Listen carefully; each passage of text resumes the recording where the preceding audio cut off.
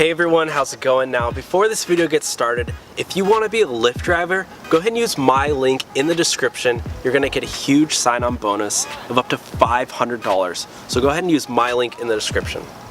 Alright everyone, welcome back to the Rideshare Hub. My name is Dylan and thank you so much for coming by.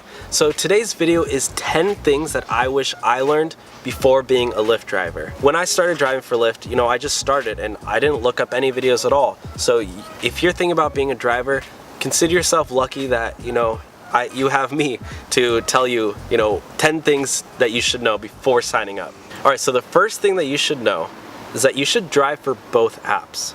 Drive for both Lyft and Uber. Get both of the sign-on bonuses and see which one you like better. Pretty self-explanatory.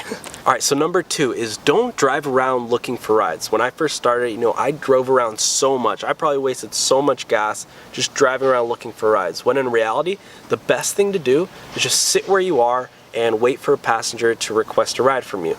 So if you think about it this way, if you're driving around, you're actually missing out on passengers because you're driving away from their location. So just stay where you are and trust me, the passengers will come. Number 3, drive slowly. This one is super important, not only for safety, but even for your passengers. Your passengers don't really care how fast they get there. They just want a safe, smooth, comfortable experience. The biggest difference between a taxi driver and a chauffeur is that taxi drivers speed around and chauffeurs drive slowly. They're slow to accelerate and they're slow to stop. So think of yourself more as a chauffeur and you're driving around slowly with your passengers. Alright, number 4, use the weekly challenges in your favor. So a lot of times Lyft will have these weekly ride bonuses where, if you complete a certain number of rides to give you extra money. Hit those bonuses and that'll save you tons of money in gas. You just basically use the bonus to pay for your gas that week. 5, bring snacks and drinks.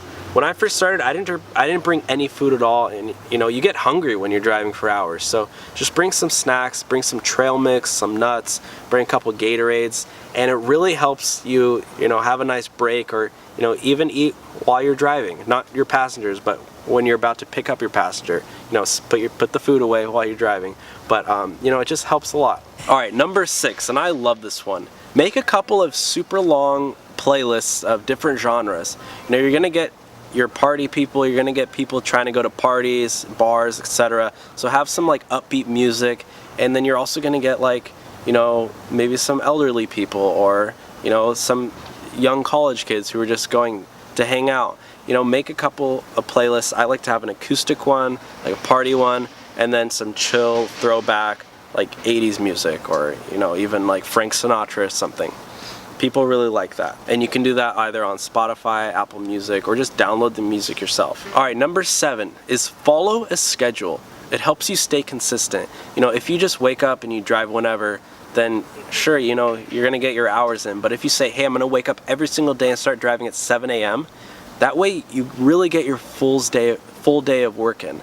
Maybe you like to drive at night. Say, alright, I'm gonna start at 6 p.m. and go all the way to 2 a.m. That way, that's a full 8 hours, and you'll stay consistent and make more money. Okay, number 8, and this is a trick for any driver. Fill up your gas tank the night before.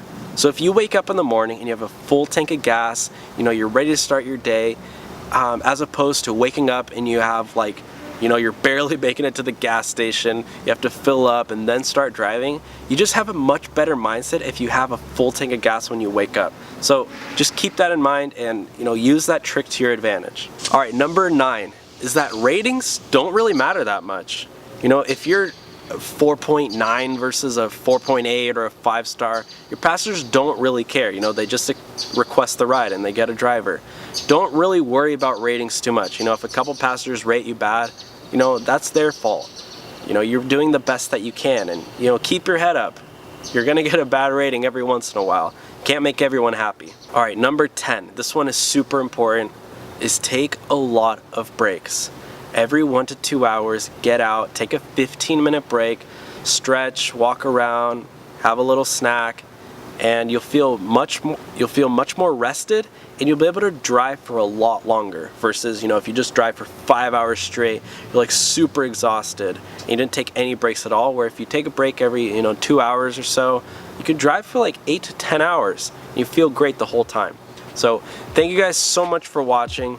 If you want to see any of my other videos, they're all about ride sharing. If you're a new driver or if you're thinking about being a driver, go ahead and use my links in the description to sign up for a huge sign-on bonus of up to $500 in cash. Thank you guys for watching. See you next time.